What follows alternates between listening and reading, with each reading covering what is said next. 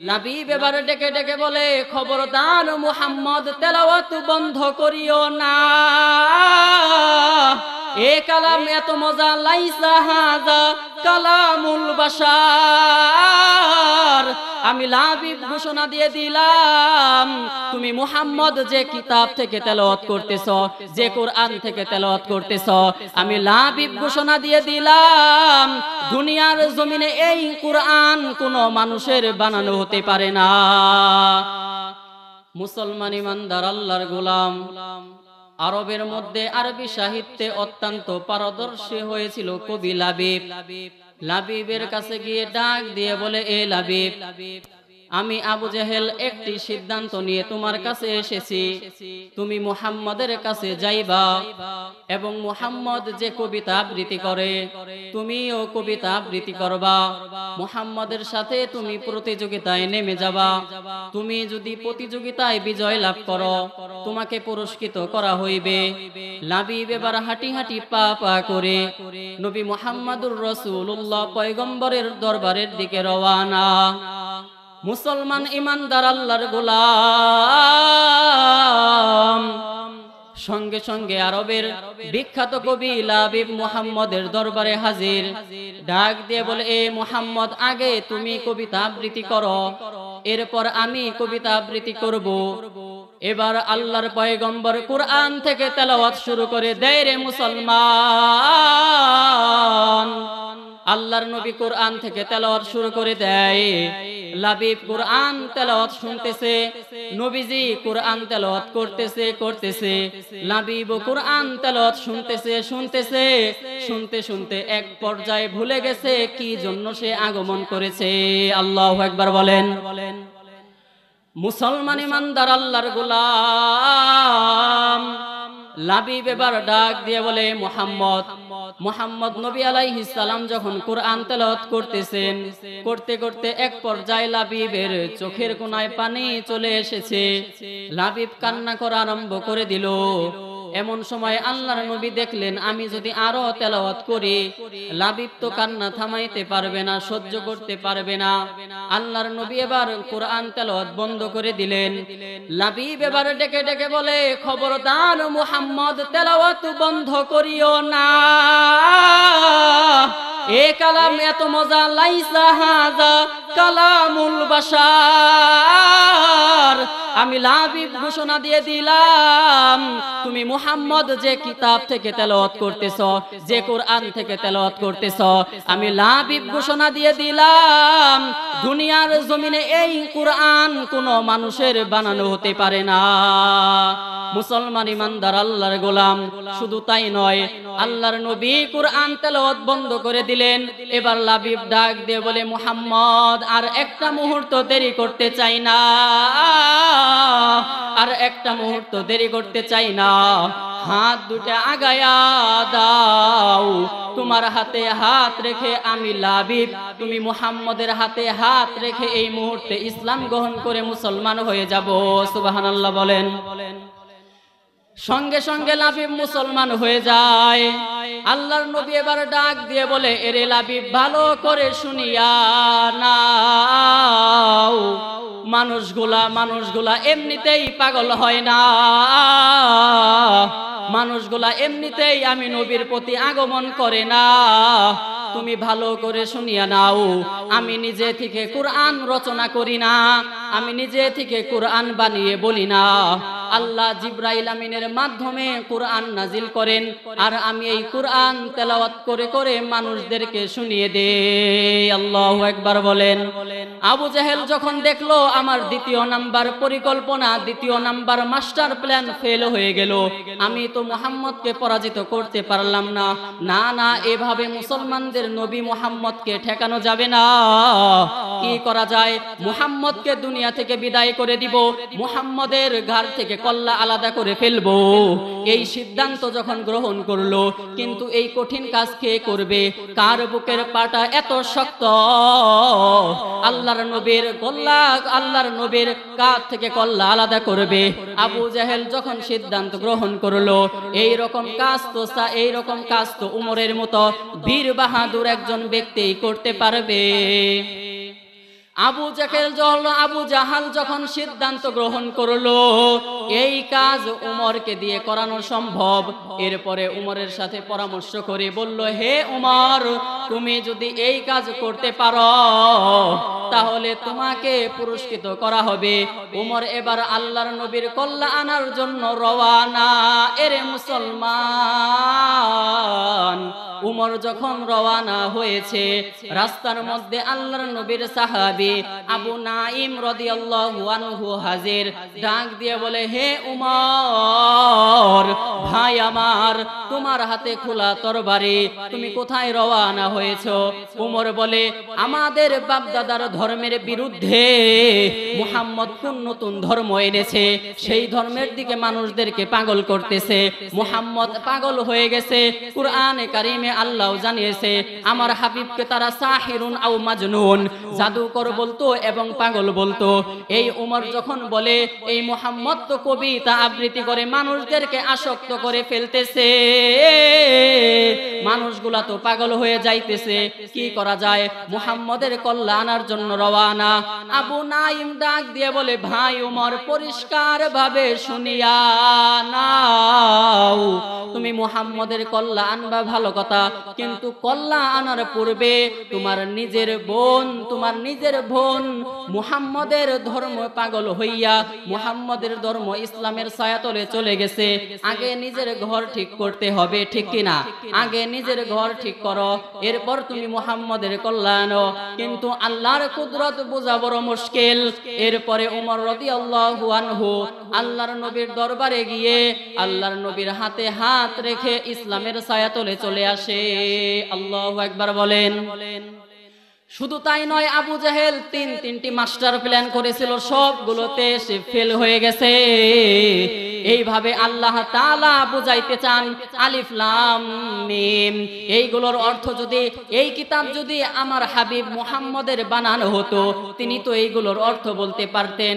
কফের অর্থ কি আল্লাহর নবী বলতে পারতেন, নুনের অর্থ কি আল্লাহর নবী বলতে পারবেন। এইগুলোর অর্থ আল্লাহর নবী কেন, পৃথিবীর কোন মুফাসসির বলতে পারবে না। পৃথিবীর কোন মুফাসসির এইগুলোর অর্থ জানে না। এরে মুসলমান, এইগুলোর অর্থ পৃথিবীর কোন মুহাদ্দিস বলতে পারবে না, পৃথিবীর কোন আলেম বলতে পারবে না, পৃথিবীর কোন শাইখুল হাদিস বলতে পারবে না, পৃথিবীর কোন বিদ্বান ব্যক্তি এইগুলোর অর্থ বলতে পারবে না। এইগুলোর অর্থ একমাত্র কে জানে? তিনি আমার আপনার মালিক আল্লাহ। আল্লাহ ছাড়া এইগুলোর অর্থ কেউ জানে না। এরপর সামনের দিকে আলোচনা নিয়ে যাই। আল্লাহ বলেন, যালিকাল কিতাব আই হাযাল কিতাব লা রাইবা ফি, এটা এমন একটা কিতাব লা রাইবা ফি, এর মধ্যে বিন্দু পরিমাণ সন্দেহ নাই। সন্দেহ যারা সৃষ্টি করার জন্য চেষ্টা চালিয়েছিল তারা ব্যর্থ হয়েছে। কথা বলেন ঠিক কিনা? আলোচনা বুঝে থাকলে বলেন, কথা বলেন ঠিক কিনা? এই কিতাব আল্লাহর কিতাব, এই কিতাবের মধ্যে কোনো সন্দেহ নাই। এরে মুমিন, এরে মুসলমান, ইমানদার আল্লাহর গোলাম,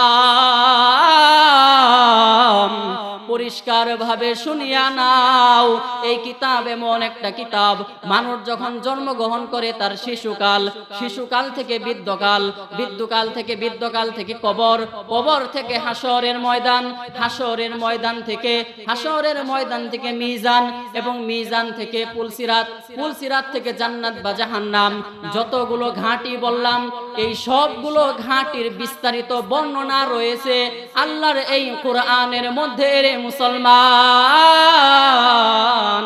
এই জন্য এই কিতাব সম্পর্কে আল্লাহ বলেন লা রাইবা ফিহি, এই কিতাবের মধ্যে বিন্দু পরিমাণ সন্দেহ নেই। এ জমি মেরে লিয়ে হায়, ए ज़मी मेरे लिए हाय, आसमां मेरे लिए, और हाय मसरूफ़ खिदमत कुल जहां मेरे लिए, बरगोबर मेरे लिए हाय, हर सवर मेरे लिए, हर चमन मेरे लिए हाय, हर गुलसिता मेरे लिए।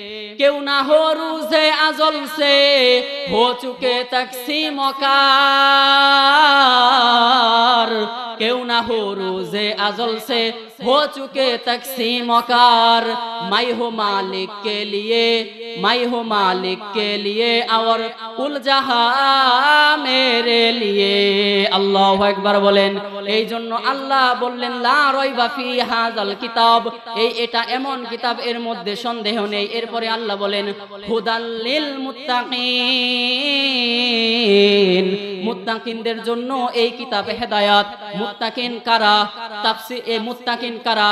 মিশকাতুল মাসাবিহ, মিশকাত শরীফের হাদিস বলতেছি। আল্লাহর নবীর সাহাবী আব্দুল্লাহ ইবনে মাসউদ রাদিয়াল্লাহু তাআলা আনহু বলেন আল্লাহর নবী একবার আমাদের মধ্যে আসলেন, এরপরে কোরআনের এই আয়াত তেলাওয়াত করলেন।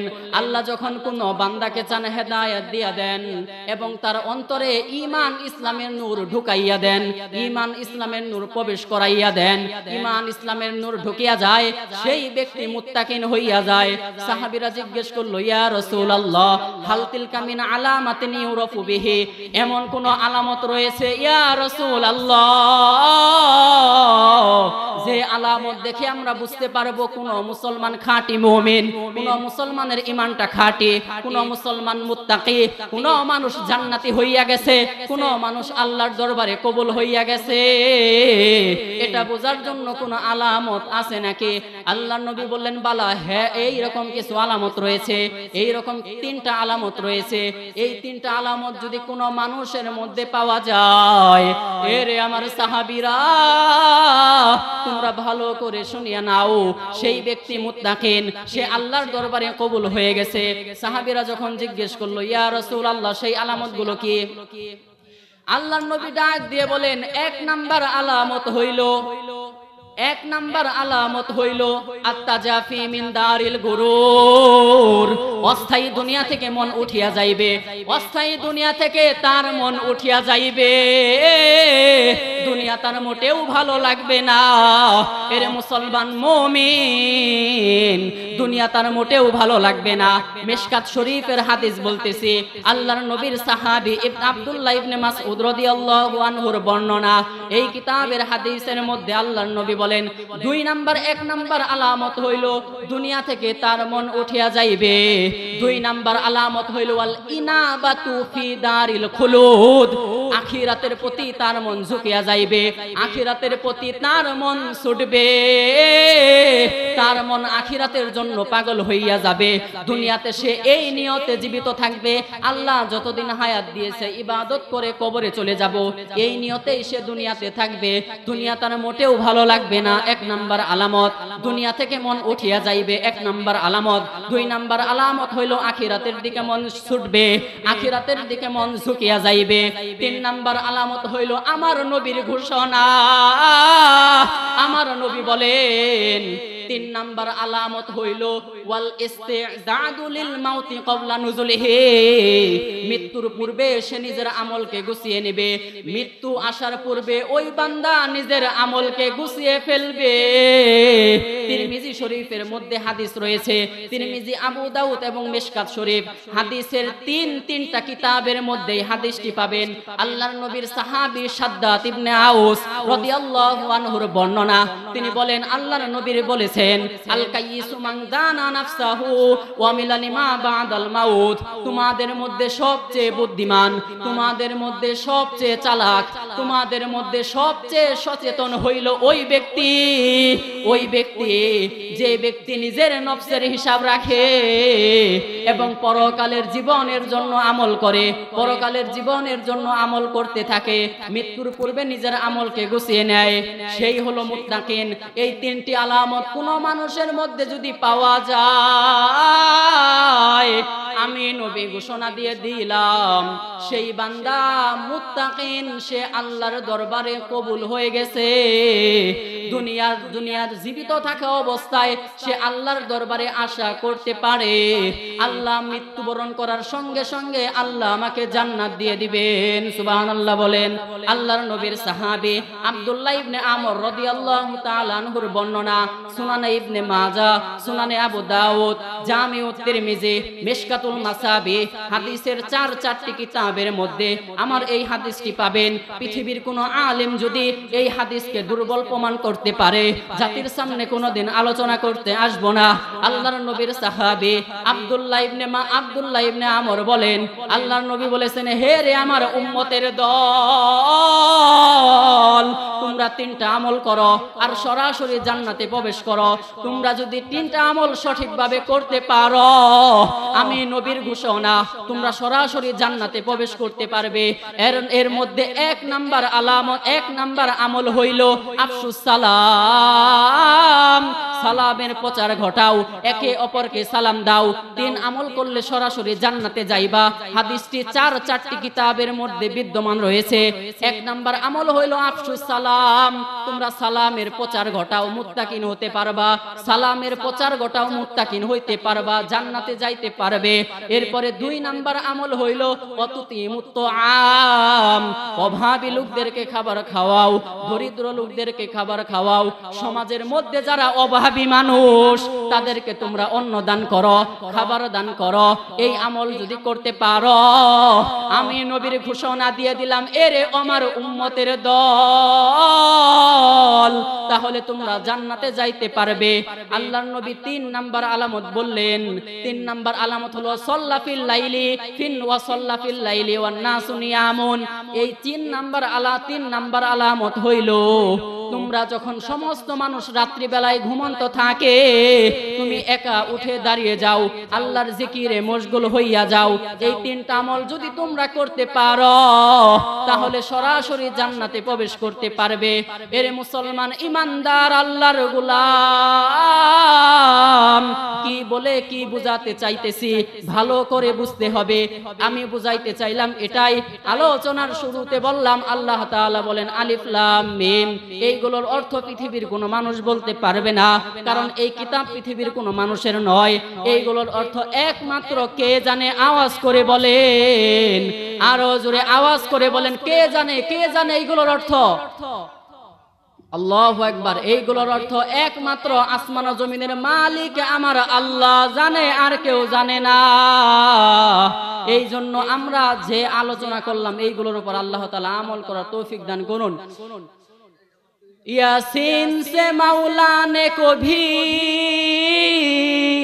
यासीन से मौला ने को भी उसको पुकारा, यासीन से मौला ने को भी उसको पुकारा, हामीम को भी और को भी तौसीन इशारा, हामीम को भी और को भी तौसीन इशारा।